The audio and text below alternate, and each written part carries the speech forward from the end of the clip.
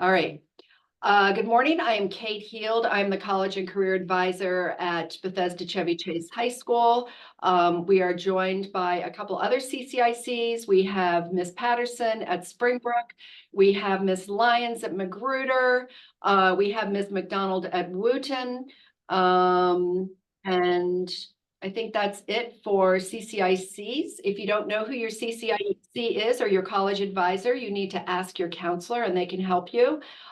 Today we're going to talk to some admissions reps at colleges that change lives. I will let them introduce themselves and talk about what this means, what this whole cohort of colleges is.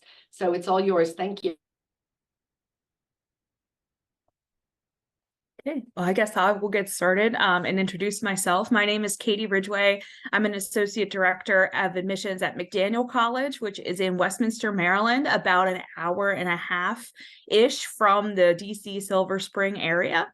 And we've been around since about 1867, so we've been here for some time. Alex, you want to go ahead and introduce yourself? Awesome. Thank you, Katie. Hi, everyone. Good morning. I'm Alex Harris, and I serve as Assistant Dean of Admission at Reed College. We're located in Portland, Oregon, kind of the city proper in the Southeast quadrant. Nice. Do we have any other CTCL representatives on here with us today? Oh, yay. Oh, good. Hello. My name is Brian Luck. I am an Assistant Director of Admissions and also an alum of the College of Worcester in Worcester, Ohio, which is about an hour south of Cleveland.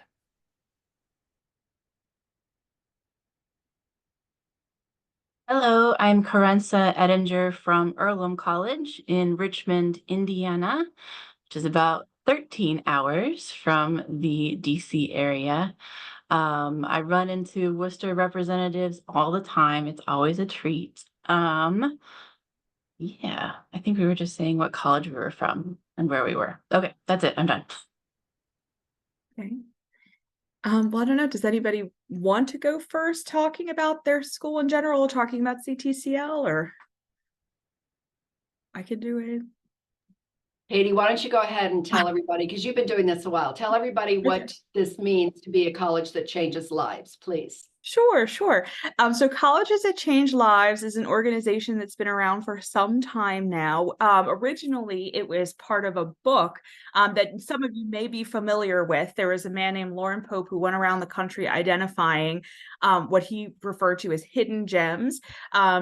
He had heard all his life, like many of you have, about sort of the big name brand schools that we all hear about, places like Yale and Harvard and Stanford and all of those like sweatshirt schools, the ones that you see all the time.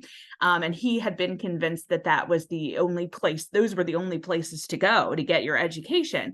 But as he learned, there were actually all of these other smaller schools scattered all over the country that offered really personalized educations, really tight-knit communities, a really personalized and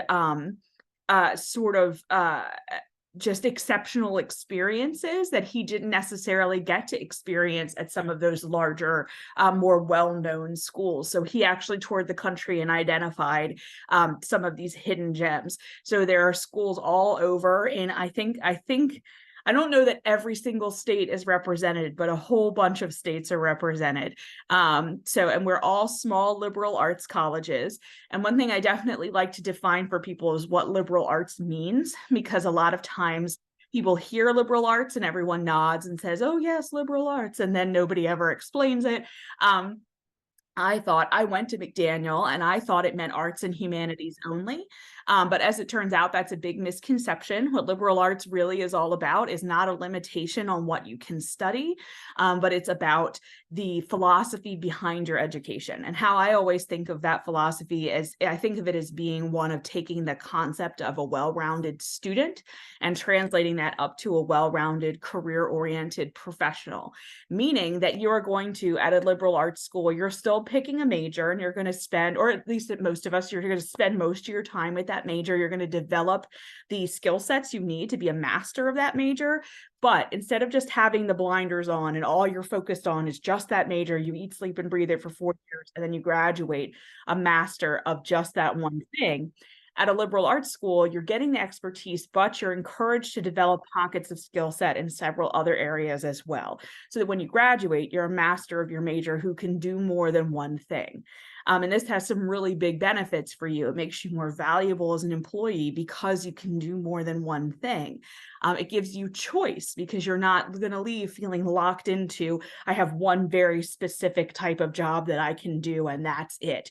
I'm sure you have goals and dreams, and we're going to help you in those directions, but you have other alternatives to fall back on.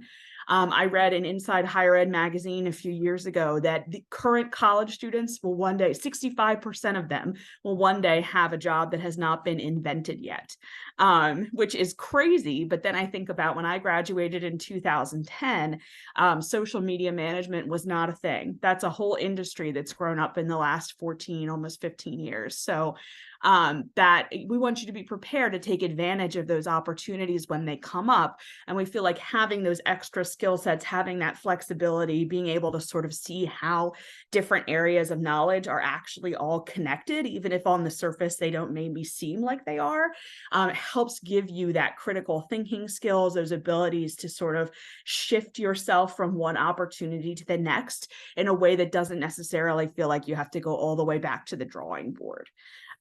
So hopefully that makes a little more sense. I don't know if anybody else on the call wants to contribute anything to what liberal arts means at your school or anything like that. I All just right. think that oftentimes kind of has like a double definition, right? So oftentimes when we think of liberal arts, we mean kind of a breadth of exploration, right? So humanities, but certainly social sciences and the hard sciences as well. But like Katie's saying, it's not aleatory, it's not random that you're studying this stuff, right? It's really to inform your major or your discipline of choice, right? So it's really intentional and scaffolding. Awesome. So all of us that are part of colleges that change lives ascribe to that liberal arts philosophy. Many of us are also on the smaller side. We tend to be small, tight-knit communities, which means that you're going to get, you're not going to have the scenario that you see in movies all the time, where it's the gigantic, almost warehouse of like 300 students in one class, and there's the tiny professor at the front. More of your classes are going to be hands-on, discussion-based, a little bit less lecture-facing, a little bit less like you see in the movies, so that you really get to have a hand in your education. And what comes with, for a lot of us too, is a little bit with the smaller size and with what we can do with that comes a little bit more flexibility in how you actually are able to accomplish your education. It's less of a here's the exact path and every single person follows this exact path and you can't deviate from it. There's a little bit more flexibility kind of built in there for you. So I guess what I'll talk about next is a little bit like maybe specific McDaniel stuff, and I'll talk about some of our students and the ways that, as Ms. Held said, how we've changed, I feel like we might have changed some students' lives, and then maybe we can each kind of go down and talk about our particular colleges. So really quick, I'm going to go ahead and share my screen just so that you don't have to continuously look at my face. There we go. So if you're interested in McDaniel College, I hope you like green because it's definitely our favorite color. Very good. So I'm not going to go this normally, if in a different type of presentation, I have a ton to say about how everything works at McDaniel.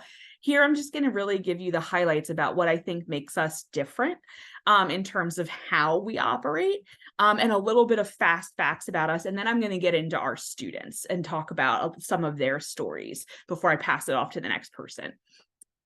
So some really quick fast facts about us, if this will unblur for me here. So like I mentioned, we've been around for a long time. We've been here in Westminster since 1867. So we have, and the town of Westminster actually grew up around us. So it's kind of, we call ourselves the Hill because we're on the tallest hill in Westminster, and the town sort of grew up around us. So there's a lot right in town that's very student oriented, very easy to get to, which is really nice. We're about 45 minutes from Baltimore.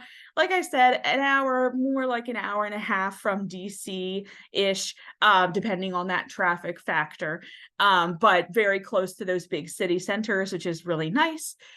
We have about 1,800 undergraduate students pursuing their bachelor's degrees, which for colleges that change lives schools, I think that's kind of like a medium size, given that we're all small. But even though we're small, 84% of our students do live on campus. So we do have housing that we guarantee for all 4 years. So you do have the ability to live on campus with us whenever you choose. And most of our students do. So we don't turn into ghosts and tumbleweeds as soon as class is over for the day, which is good things to know. And then we do cap our classes at 25 students. So you'll never be in a class bigger than that, but the average class size is 15. So nice small classes where your professor is going to get to know you more than just a face in the sea in their classroom. They're going to know about you both as their student in the classroom, but also outside of the classroom. But then the one key feature about McDaniel that I do want to make sure we chat about is colleges that change lives, is this McDaniel commitment piece, because this is the piece that's kind of the signature part of our curriculum. And this is what I think helps with that changing lives factor. I think it helps students take full maximum advantage of their 4 years in college, in a way that isn't, so self-directed that you're just kind of out to sea, like here there's a world of opportunity, but you have to figure it all out. We want you to have the world of opportunity, but we want to bring it to you so that it's easier for you to access. So this McDaniel commitment represents kind of some foundational experiences that all students have as part of their time at McDaniel that again is designed to help them maximize their time with us. So My Place is our guarantee that we are going to actively help you get your feet under you at college. We're not going to treat you like a baby bird that we're kicking out of the nest and here's hoping you fly. So to that end, we do a summer orientation that all students attend called McDaniel Local. It's a 2-day, 1-night situation where students come, they stay in a dorm for 1 night. So it's like a practice for the real thing. You get oriented to campus, oriented to Westminster. You actually do a service project in the area. But the most important thing you do at that McDaniel Local is you sit down with a professor who's going to talk to you about your high school experiences, what you're into, what your thought process is right now. It's okay if you're not decided about your major. That's part of our job, is helping you figure that piece out.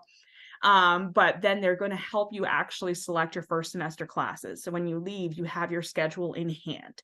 So you've had some guidance with picking those classes. You're not just picking an English or anything like that. You feel really good about those. And then that leads into My Design, which is a class that you take between your first fall and spring semester. And that My Design class is basically a chance to say, okay, I made it through my first semester. I'm here. I got my feet under me. I did not die. I met people. I'm okay. I have space in my brain to think about something other than starting. So now that I have that space in my brain, let's build a roadmap for what I want this next 3.5 years to look like. And this is when they'll bring all different campus offices to you to talk about, like, what even are the options? What are the opportunities?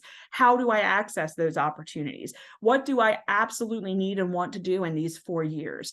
What would I love to do if it's at all possible? What would I like to do but wouldn't be heartbroken if it didn't fit in? You're not necessarily tying yourself to something, but the purpose of doing that pre-thinking is to avoid getting to the end of your senior year and realizing, oh my gosh, I didn't even know XYZ thing was an option. I would have really wanted to do that, but now there's no more time. So we do that planning early. My Experience is our guarantee that you're going to get at least 2 hands-on real-world experiences while you're with us, which can include internships, research, study abroad, job shadowing, alumni networking, basically anything where you're getting your hands dirty in your field and hopefully something you can also put on your resume. So you're guaranteed at least 2 of those experiences. And the great thing about the office that handles those is they will absolutely show you the list of what other students have done, and you can pick from that list. But if it's something more unusual you want to do, or something that's just not on the list, the answer is never no. The answer is always, let's see what we can make happen. And I think you'll see that in some of the student stories I talk about in a second. And then the last portion, my career, is exactly what it sounds like. It's a class you take the end of junior year, beginning of senior year, that is 100% focused on what are the next steps going to be? What's the next career step going to be? It takes that whole scary, like, what do I do after I get my diploma thing? And instead of making that something you're thinking about on top of just trying to graduate, we take it and make it part of something you have to do in order to graduate. You're doing it under the guidance of a professor. They're saying, what do you want to try next? And if that's the case, let's build your resume for that. Let's go to a job fair for that. Let's talk to an alumni who does that. And for that reason, I think that's why 80% of McDaniel students within 6 months of graduating have either landed in a job in their field or have landed in graduate school, depending on their plans. So that's kind of the cool signature piece of our curriculum that kind of underlies what students are doing with their majors, what students are doing with general education. That's kind of guiding them through those 4 years and helping them maximize the 4 years and squeeze as much out of it as they possibly can, so that they can have as much experience as they can for their time, for their money, and all of that good stuff. Before I turn it over, I just want to introduce you to a couple of our students. I don't have them with me, obviously, but they're with me in spirit. But I will show you their faces. So these are just a few students that I do feel like, honestly, we might have had a role in changing their lives. So this is Sergio Martin Garcia. Sergio came to us from California by way of Guatemala. So he originally lived in Guatemala in a Mayan community. He spoke Mayan. He did not speak Spanish or English. Moved to California, learned English first, and then learned Spanish through learning English, which was cool. And then he was applying to CTCL schools. He'd heard about CTCL. His counselor had recommended the book, but he didn't think that this was possible for him financially. He didn't think that this was possible for him. He didn't think college was possible for somebody like him. He actually wound up competing. We have a scholarship program called our Dorsey Scholarship. And he wound up competing for that. He was selected for it and he competed for it. And he won, which was super cool. So we were able to get him to McDaniel across the country. He was able to attend college financially. We were able to make that work for him. And during his time with us, he was a business major. He was able to do a huge internship where he worked with Under Armour in Baltimore. They have their national headquarters here, and he did created some business planning stuff for them. I'm not a business person, so I don't know all the ins and outs of it, but he got like some major kudos from Under Armour for his time working with them, which was really, really cool. But he also got to go study abroad. We have a sister campus in Budapest, Hungary, and he got to go study abroad, and he will talk to you endlessly about that. He just graduated this year, and he talks about his experience and how he just never thought that even if he was able to go to college, he never thought that he was going to be able to do any of these what he perceived as extras. He just thought that that was going to be out of his reach. And what we were able to do is show him that not only was it possible and definitely within his reach, but we were going to support him and get him there so that he could do it. So he was able to really maximize his 4 years and have this really cool experience that he didn't think was going to be in the cards for him, which was pretty cool. Another cool student that I have, this is Cramo. Cramo is from the Philly area. So he came to us. He came to us, when he graduated high school was at the height of the pandemic. So he was really nervous about like, what is college even going to look like right now? I'm sure you guys can relate because I know that was kind of the beginning of high school experience for a lot of you guys. But he was really nervous about college and like, should I even go right now? He wound up coming to McDaniel. He became a biomedical sciences major and an Arabic and Middle Eastern studies major. So he was a double major person. In his first few years, he had took advantage of so many opportunities to do research, to do internships, that he had something going on every single summer while he was with us. His first summer as freshman year, he did research with a professor on a COVID COVID medication that the professor was working on. Then his sophomore year summer, he shadowed a nurse practitioner. His third summer, his junior year summer, he returned to that research on the COVID medication with Dr. Ferraris, and they actually got their research published, which was super cool. And then in his fourth summer, he studied abroad in Morocco. So he really made the most of it. And his whole issue about going to school was that if there was no aid, there would have been no school. So we were able to, with scholarship and things like that, assist him and make all of those things possible, which was really great. And so he is on his way to med school at this point, and he feels really excited about his next steps. He again just graduated here in May. And then my last student friend that I'm going to share, this is Max. Max is from Del Mar, Maryland, and they studied political science and philosophy. They had a really cool internship experience with Senator Ben Cardin during his political campaign. They spent 6 weeks on Capitol Hill with him, and they argued for gender neutral spaces in his campaign spaces and all kinds of different things, and was able to pull those off. And now has a job actually up on Capitol Hill that they are attending. So sorry to breeze through our students so quickly. They're so cool. They have such a breadth of experience. But for all three of these students, the things that they had in common was that they're all first generation students whose parents and family members had never been to college, and they didn't think that these kinds of things were possibilities for them. And one thing that I think McDaniel was able to do was to show them not only are these things possible, but we're going to help you make it happen. It's not something you have to do on your own. We're going to be there supporting you every step of the way. So that is my fun talk about McDaniel. And now I'm going to go ahead and stop myself and turn it over to the next person.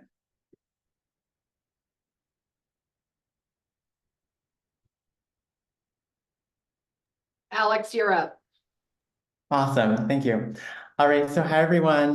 Good morning. It's really awesome to be here. I'm here representing Reed College, which is a small liberal arts college in Portland, Oregon. I'll just start on a personal note. I'm really excited to be here. I'm actually from the DMV originally. I grew up in DC and I went to Jackson Reed. So it's nice to be like back in my hometown, even if it's like on Zoom, right? So when I first received this prompt, how has your school changed lives, or what is unique about our approach to learning? I think like a lot of us who are CTCL school reps think of a lot of different opportunities, right? It could be something about our academics, our social lives, etc. But I was reflecting through my experience at Reed, and also just chatting with other students. I kept coming back to this first year course that we have at Reed that is called Humanities 110. Humanities 110 is a special course at Reed because it's a course that every single first year student takes, right? And so my purpose with kind of reviewing each component of Humanities 110, this first year course, is to kind of elucidate the really practical infrastructure that we built in to change students' lives, right? Oftentimes when we say colleges that change lives, we think of something that's majestical, fantastical, something like that, right? And sometimes it feels that way, right? But I guess what I'm emphasizing here is that we offer really intentional scaffolding to help change folks' lives, right? So Humanities 110. There are 3 components of this first year course, all right? The first component is actually a lecture component, which is a rarity here at Reed, right? We're a small liberal arts college, 9-to-1 student to faculty ratio, right? The average class size is around 14 students, right? And our enrollment is around 1,500 students. So a lecture is kind of a rarity here at Reed, right? And it's actually a faculty offering. So you begin with this lecture 3 times a week, right? And it's the faculty offering, so the milieu that you explore is really, really diverse. You begin in the ancient world, kind of capital A, think of the Greco-Roman city-states, Egypt, Mesopotamia. Then you move to Tenochtitlan, the city that becomes Mexico City, and then you conclude Renaissance, right? Throughout this lecture series that you're taking for 2 semesters, so for the entire academic year, right? You're kind of assessing the human condition, right? So how we live together historically, how we live together today, and how we should live together in our future, right? And so I guess what you get out of this is the ability to synthesize a lot of information, right? Because you're reviewing this for this entire academic year. So that's the first component, this lecture component of Humanities 110. And again, lectures are kind of a rarity here at Reed. The second component of Humanities 110 is actually the base teaching model here at Reed, which is the conference method. So again, the average class size at Reed is around 14 students, right? And so during this conference, you're kind of interrogating the text, the artwork, the music maybe of the day, right? You'll be set up with your 14 other classmates and also a conference leader, right? Who's just a member of the faculty. To note about Reed, and one thing that makes Reed distinctive and compelling is that we don't have adjunct faculty, right? We only have full-time professors, meaning that their preoccupation is your learning, right? They're here full-time, dedicated to your research, internship, and other aspirations, all right? So the purpose of this conference model is to engage with your peers. And so what you get out of this one is the ability to communicate verbally in a really strong way, right? But also to communicate with anybody, right? Classrooms at Reed are really, really diverse, right? Around 93% of our enrollment is out of state, right? So a bunch of folks from the DMV, a bunch of folks from the East Coast, all that stuff, right? So this you kind of gain this ability to communicate regardless of where people are coming from and regardless of their stature, right? Again, we don't have adjunct faculty, so there's a full-time professor in each of these small classrooms, right? That's awesome. And actually I see a question in the chat. Let's see. Students don't receive grades at Reed. Ooh, that's a great question. So students actually do receive grades at Reed, all right? Which actually brings us to kind of like the third component of this Humanities 110 course, this first year course that every student takes here at Reed. So the paper conference, because Humanities 110 is a class, we're kind of learning how to do Reed, learn how to do Portland, all that stuff, right? So after each of, you write around about 8 or 9 papers, all right? After each, you actually meet with your faculty member, right? And it's really an opportunity for reflection purely, right? So you illuminated brilliantly, but also where there's area for precision, for clarity, for kind of asking better questions to get better fruit, academically speaking. All right. So when you receive this paper back, say this is my paper about the Oresteia, for instance, right? Or Homer or something like that, right? You'll receive a bunch of narrative grades, right? And again, that's just reflection from the faculty member. Oftentimes it's a page or 2, sometimes 5, based on your illuminations, all right? Now, oftentimes folks say, oh, there are no grades at Reed, right? But that's just because we focus on a more narrative style, right? The purpose of our evaluation model is to give language how you could improve, right? However, there's still a normal transcript, normal A, B, C's, D's, all that stuff, right? There's normal transcript and all that stuff that you can still order from the registrar, and it's still recorded, right? But the emphasis of the educational model and the evaluation of students is not just like, here's the 96 and a good job. It's rather, you got a 96, really awesome job. Here's how you could have improved, right? So it lends towards language, if that makes sense. Alrighty, so that's actually that third component of Humanities 110, the paper conference. So what you're getting from this, meeting with your faculty member, 9 times during the semester, usually for like half an hour, sometimes for an entire hour, is the ability to receive this kind of constructive feedback and apply it well and apply it productively, right? So through all these skills that you're gaining throughout Humanities 110, they're also reflected in the educational model here at Reed, right? So the ability to synthesize information, communicate it with anybody, and then receive constructive feedback and then apply it productively. Those are kind of the skills and the infrastructure that you get from Reed to then change your life, right? And so that's kind of our approach. So unlike Katie, I don't have beautiful images for you of our future Reedies, but we do have a wonderful series called What is a Reedie? And actually, I'm going to put the link in the chat below. If I can send it, awesome. Alrighty, so this is actually a series that we published to the Reed College magazine, and it features or highlights 12 recent graduates from each academic year going back to 2012. Here you will see the diversity of students for which attend Reed, right?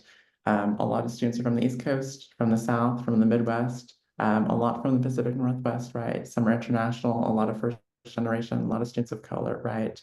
And each in this series kind of have articulated how the modeling at Reed has changed their lives. Reed is known as a top producer of PhDs per capita, usually number 4, sometimes number 3, kind of ranked below Caltech and Swarthmore, right? This is kind of intentional, right? You're taking this Humanities 110 course, right? You're being able to do independent research, work really closely with faculty members throughout your time here at Reed, and it benefits you immensely, both personally, close-knit community, close relationships, but also professionally.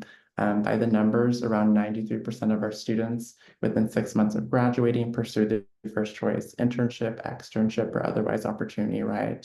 So the serendipitous thing that we've been able to see at Reed is that you do get a really, really generous return on your investment, as it were, right? You're putting in a lot of time, a lot of work, and you're able to pursue what you want to do and change your life, how you envision it, right, after time here at Reed. Alrighty, so that was a little bit from me about Reed College in Portland, Oregon. I will turn it over to Brian. Awesome, thank you. Hi everyone. So I have slides. We'll see how successful I am at sharing them. Give me 1 second here.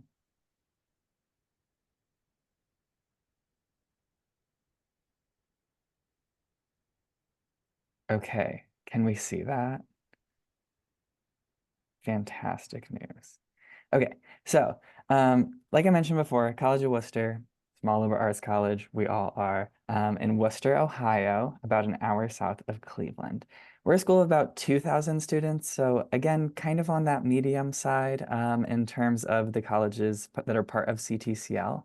One of the big things we like to focus on is our global inclusive campus. So we have students from all over the US, all over the world. We have about 75 different countries represented in our student body, which is amazing. About 47 states represented as well. And that's not on accident. We do that on purpose because we know that interacting with people that are different from yourself, that's what's going to make you a global learner. That's what's going to make you a better person in the world. We also have some of these kind of rankings, ratings, things up here. Worcester was rated number 2 for most accessible professors this past year and number 3 for best senior capstone, which I'll talk a little bit more about in a second. But anyone that's thinking about graduate schools, a lot of liberal arts colleges are a really great place to go for that, and especially Worcester. So every single senior at Worcester does a year-long research project. That's kind of the big thing we're known for. It's called the Senior Independent Study, and it is based on a topic of your choosing within your major or majors, and it's guided by a Worcester professor. So it can look like a lot of different things, right? If you're a STEM person, you might be pouring things in test tubes. That is amazing for you. If you're more of an arts and humanities person, it can also have a really creative aspect to it. So students that write plays or do a series of artwork, or there was a student that was really interested in going to law school. So she interviewed a bunch of women in law school to see what helped them have positive experiences and what caused negative experiences, because women tend to have a higher dropout rate of law schools. And she found that students that have a really significant relationship with a female mentor have a better experience. So when she got to law school, she immediately was like, female mentor, right? And so it can really focus on whatever it is you want to focus on. It's your chance to be really selfish with your education, which I think is the best thing ever, and your chance to be a little bit nerdy about what you want to be nerdy about, not what anyone else is telling you to. And we do this for a lot of reasons. So it looks great on grad school applications and job applications because you've created new knowledge by the time you've finished your undergraduate degree, but it also gives you a lot of skills. So we think about initiative, self-confidence. The things that employers want to see are critical thinking skills. That comes through Senior Independent Study. The ability to collaborate. You work one-on-one with an advisor for this project. Really important communication skills, right? And so all of that is super important in getting a job. Whether we like it or not, we have to have jobs after college. And so this Senior Independent Study project sets you up with all of those amazing skills. And again, is your chance to say, this is what I want to do. And you get a Tootsie Roll. Yay. So this is one of our big traditions at Worcester. Worcester is really, really proud of our community and all of the traditions we have. So in the 1970s, when Senior Independent Studies started, the registrar went to the grocery store and bought the cheapest candy they could find, which was Tootsie Rolls. And it is a little treat for all of our seniors when they turn in their Senior Independent Study. And so that's part of the kind of quirky, welcoming, supportive community that Worcester has, right? We have taken the cheapest candy from the 1970s and made it a huge symbol of success for our seniors going on to do great things, and a celebration of the Worcester experience. Thinking about kind of what changes lives at Worcester also. So there was a Gallup poll a couple years ago. Gallup is the organization that does all the polls and ratings and rankings and things like that, for all sorts of different things. They did one a couple years ago about what gives college graduates a happy life. So they interviewed 30,000 college graduates, and they tried to track, right, what qualities of their college experience led them to have a great job and a great life. And two of those key things were a significant relationship with a mentor, independent study, and taking on a significant project, independent study, right? And then it's nice when we get recognized by other people as well.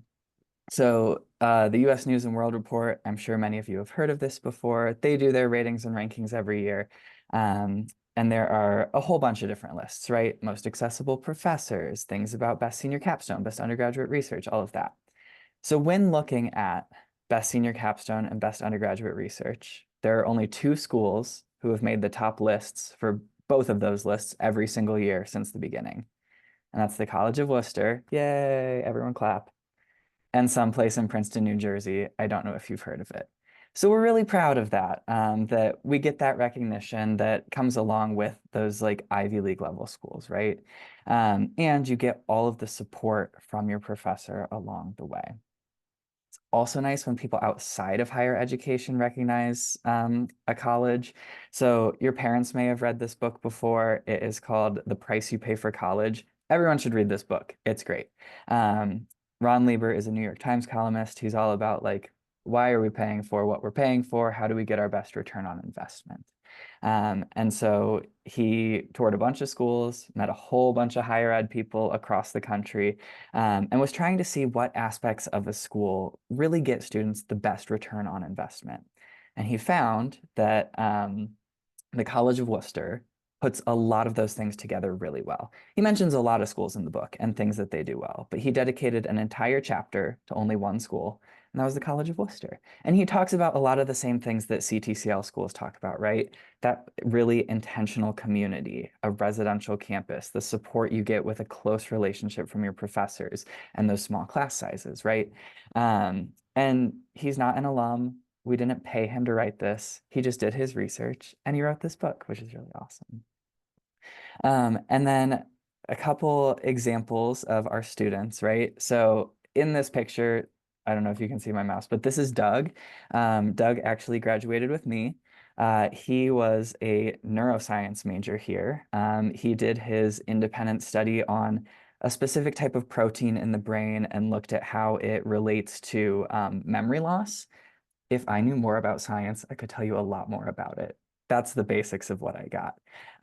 That independent study project helped him get an internship with a group that traveled throughout Africa to volunteer at different hospitals all across the continent. So he visited a whole bunch of different countries. When that internship was over, he started working for the National Cancer Institute and did research with them. And then this fall, he is starting med school in California. So definitely took him a lot of places, right? A way that he went from his home in Atlanta, Georgia to all over the world. And now he's going to be an amazing doctor. I also want to talk about my really good friend, Jenna. She was an environmental science and religious studies double major, really interesting combination. And now she is living in the Cleveland area, working for an organization that supports local farmers. And so thinking about Cleveland is a city, a big city, right? And how do we support farmers that are around that city when thinking about access to farmers markets and thinking about the promotion of those events. And so really supporting local when you are in kind of this big city environment. I also want to take a really artsy example. One of my good friends, Sam, is a transgender student, or actually was graduated. And for their senior independent study project, they were a theater major, wrote a play, a one-person play about their own experiences as a transgender person. They are now performing that at a fringe festival in Cleveland right now. And I really want to go see it because it's very, very exciting that what was this student's senior independent study has now created tons of connections to the professional theater world in the Cleveland area. Cleveland also, if you're interested in theater, has the largest indoor theater district anywhere outside of New York City. So it's a great place to be for that if you're an artsy kind of person. So that's me just throwing a ton of information at you about the College of Wooster in kind of a short time. But with that, I think I will turn it over to the next person.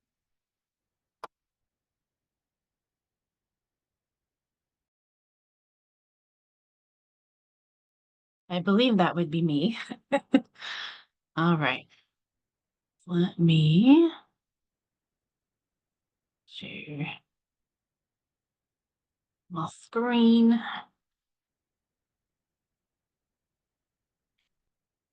Okay. Yes, start from the beginning. Okay, so welcome to Earlham College. Again, we are, can you guys see the side part? Not a big deal if you can. Let me see if I can fix that though.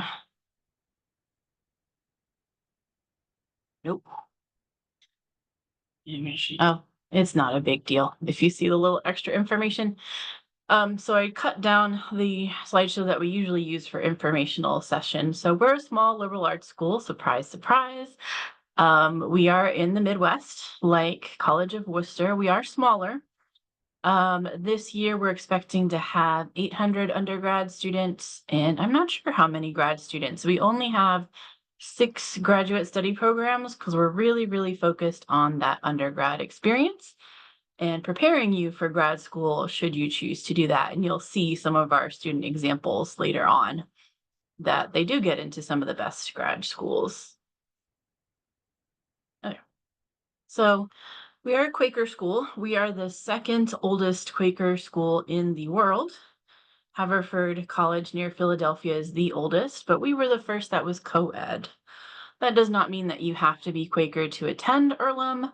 It does not mean that you have to be religious at all to attend Earlham. It does mean that we do frame our community life around Quaker principles and practices, which I think are or should be pretty universal. It includes respect for all persons. Some folks might be nervous about coming to Indiana for college. I understand. Indiana has been making some wild legislation recently.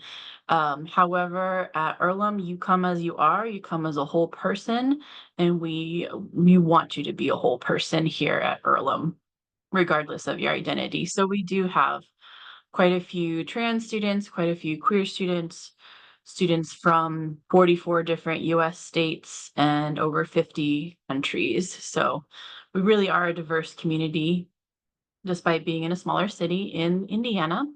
We expect you guys to live lives of integrity, to seek peace and justice in your solutions, to live lives of relative simplicity, meaning that we don't use more resources than we need to, and of course, that community life. All right. Like the other guys, we are also well ranked for good, nationally ranked. Again, we're a CTCL school, one of the best classroom experiences, best value, best undergraduate teaching, etc. Again, we're in the 90s in terms of our graduates who want a career-related outcome, whether it's a job, going on to grad school, or doing full-time volunteer work. They are able to do that within 6 months of graduation. We're one of the few places, I believe, that offers a Peace Corps prep minor. So if you're a type of person that really likes to give back, you can see that Peace Corps is one of our employers that students go on to work for. or volunteer with, as well as Quaker Voluntary Service. And again, we prepare you well for grad school. This is just a handful of the schools that our students go on to pursue graduate education. Our framework for life at Earlham, for your 4 years at Earlham, we are calling the Epic Journey. It's called different things at different places. Again, it's just meant to be the scaffolding for you to have a satisfying and successful life after college. And so it includes a major within the liberal arts. It includes funding and career discernment opportunities, leadership opportunities, research, scholarships, internships, all this sort of good stuff. So one of the ways we do that is through these physical centers on campus called our EPIC centers. That includes global education, career education, entrepreneurship, innovation and creativity, environmental leadership, global health, and social justice. And I think by looking at those last 4, you can kind of see what our priorities are as an institution, and also what we hope to see in our students that choose to come here. That one, you want to be a leader and you want to be well prepared, but you also want to give back to the world, both while you're here at Earlham and after you graduate. We offer over 60 majors and minors, and just 6 graduate programs to choose from. Just a quick look at our majors. Our top 3 right now are business, psychology, and biology. And biology is big. That includes everything from environmental sustainability to our pre-med program. Any major up here that has an asterisk by it, those are if you would like to become a middle school or high school teacher with your life, which I know not many people might want that at this time. I know it's rough out there on those teaching streets. I actually got a master's of teaching from Earlham and loved it, but after 9 years, I was ready to do something less stressful. But anyway, if you're interested in becoming a teacher, we offer a 3+1 program. That means you get your bachelor's in 3 years in one of these majors, and then you do a final 1.5 years. You get your master's degree and an Indiana teaching license. So it's a really good way to save time and money if that's something you're interested in. If you're not, don't worry about it. All right, and then we have our minors and applied minors. Minors are just a great way to add another academic area of interest to your degree. You don't have to have a minor, but they can be nice. With these, the asterisks indicate that it's an applied minor, which means it is you're combining more than 2 or more areas of our curriculum, and you're also getting to do a lot more experiential hands-on learning as part of that. We're real small. Our average class size is about 12 students and about a 6-to-1 student to faculty ratio. Again, we expect, yes, we want to change your life for the better. With you taking the lead on that, it is your life that you are planning and preparing for. And we're here to offer you the support you need to do that. But we do also expect you to go out and become a catalyst for good as well. I am skipping our very cute video because I want to not take too much time. One of the ways that we help level the playing field for folks to be able to prepare for their life after college is called the EPIC Advantage. It's a fully funded career discerning experience. Could be an internship, could be a research opportunity, could be a professional certification or something else that you figure out, and we pay for it up to $5,000. Of course, we offer off-campus study, which I highly recommend. I did not go to Earlham for undergrad, but I went to a different CTCL school, Beloit College, for undergrad and loved it so much, including getting to study abroad in Ecuador. So I highly recommend some sort of off-campus study. And this is just a handful of our programs, including border studies. So if you're interested in immigration law and what is happening on our southern border, it's a really cool program where you get to work with folks who are already down there doing that work. And also, you might notice that this fellow is the Dalai Lama Earlham students have met the Dalai Lama, I think 8 consecutive times every time they do the Tibetan study program. So that's pretty cool if you're interested in Buddhism at all. We have a longer list of places that we go, but again, I'm trying to save time. Let's talk about student life real briefly. Again, since we have a smaller student body, you're going to know people on campus. Maybe you won't know their names, but you're going to be like, I recognize that person's face. They made a really good point in class the other day. And I think that's really nice. This picture in particular is from a Holi festival, which our Hindu students put on, I want to say in the spring. I don't remember right off the top of my head, but like we do fun stuff on campus all the time. Like once the academic year starts, we're doing something, at least one thing every day, and a lot of it is student led. We are again in a smaller city in Indiana, but we're in between 3 bigger cities, Indianapolis, Dayton, and Cincinnati. So if you're flying out to us, it is really easy, which is helpful for me as an admissions representative who gets to go to the East Coast a lot. We have about 36,000 residents. Both Richmond and Earlham were actually founded by the same group of Quakers. So we have like pretty extensive Quaker peacemaking, social justice seeking roots within this town and this campus. Here's a little map of campus. We have 800 acres of land. The main 200 are where like our academic and most of our residential halls are. And then the other 600, yes, we have our sporting facilities and our little campus apartments, but we also have a sustainable agriculture farm and a horse barn. So if you've ever wanted to learn to ride a horse, you can do that here. If you have a horse and you want to bring it to college, you can do that here. And of course, we have lots of woods and trails as well. I tried to pick just 3 students. It was really hard. So we have John. He majored in politics. He got to do an internship in Berlin to preserve the stories of Holocaust survivors. He also did volunteer work with the New Mexico Immigrant Law Center and Asian Pacific American Legal Resource Center. He also did a public policy and international affairs fellowship. He was a Bonner Scholar, which is a program that we did to make us really affordable and accessible for students with less monetary means. And currently, he's a National Hunger Fellow in Washington, D.C. So you are not stuck in Indiana. You get to go out and have all sorts of adventures as you prepare for your career.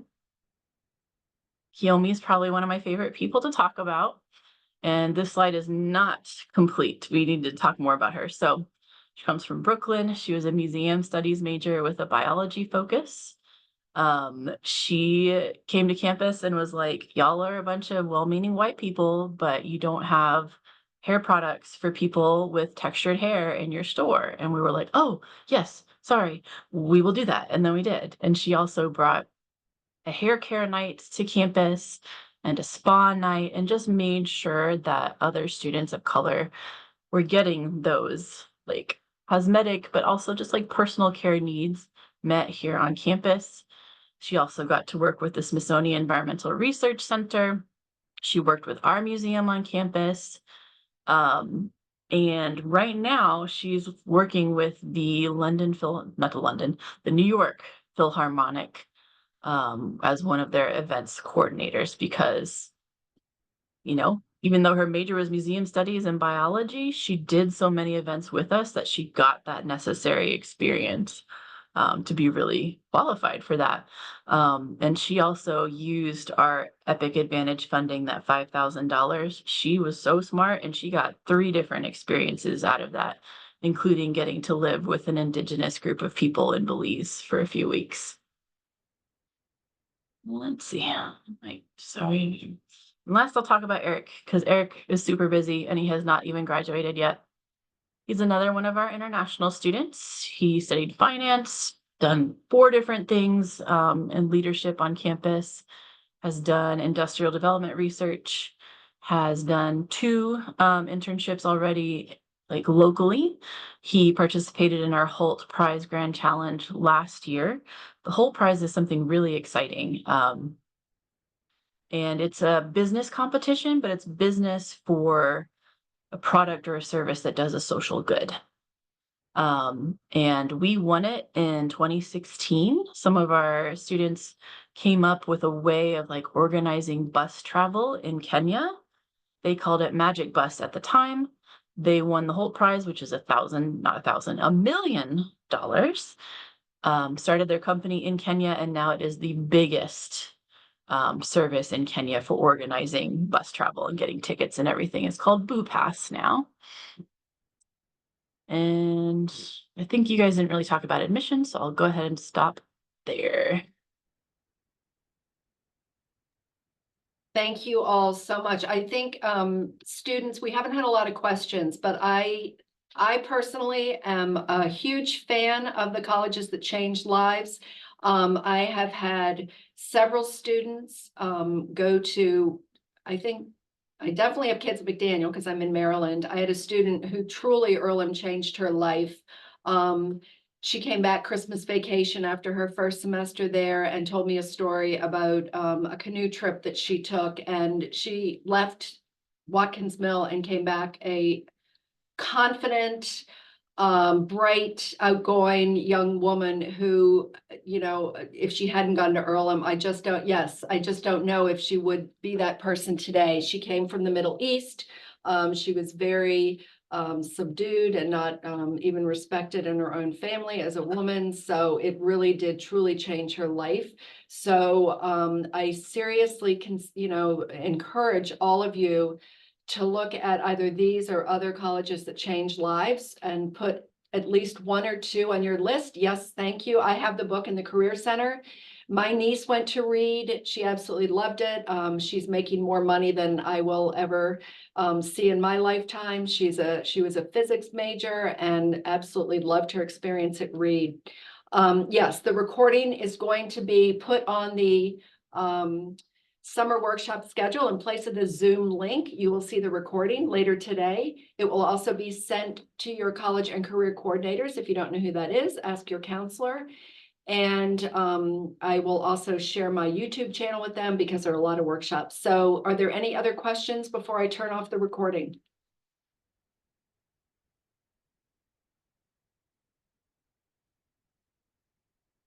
All right, I'm going to turn this off.